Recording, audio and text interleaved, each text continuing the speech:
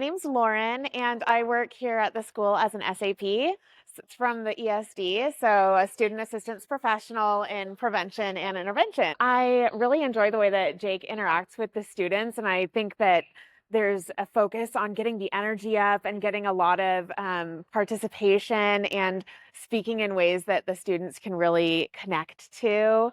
It feels more like a conversation versus a lecture, which I think really, helps the students to connect. I would tell him that the students love it. They really get into it. And that's really what the goal is, right? Is to get that feedback. And I would really encourage them to do it because, it's all, I mean, you can see that the students really respond to it. And I think that's what matters most. I think one of the biggest problems that I see is there's definitely in a rural community, everyone goes camping in the summertime, and there is a norm around just bringing a cooler of beer.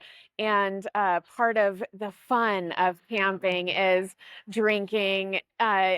A lot of parents even believe that, a lot of community members, it's part of the culture. It's one thing that if you have such a positive connection to, like, I'm going to go camping and drink and have a party, um, that's, I think, one of the things that is just always at the forefront. Like, that's just a positive connection to alcohol, I think, that's here. So that's one thing that we talk about a lot. We spoke to all of the students at once, and I really hope that it just gave them an opportunity to think about, like, how it might affect their peers, or how most of their peers aren't drinking or using drugs, and what the potential is for their futures without those things too. Thank you for coming to visit us. I could see that everyone was really into it. I love the energy that Jake brings, and I think the students really enjoyed it. So just thanks for coming.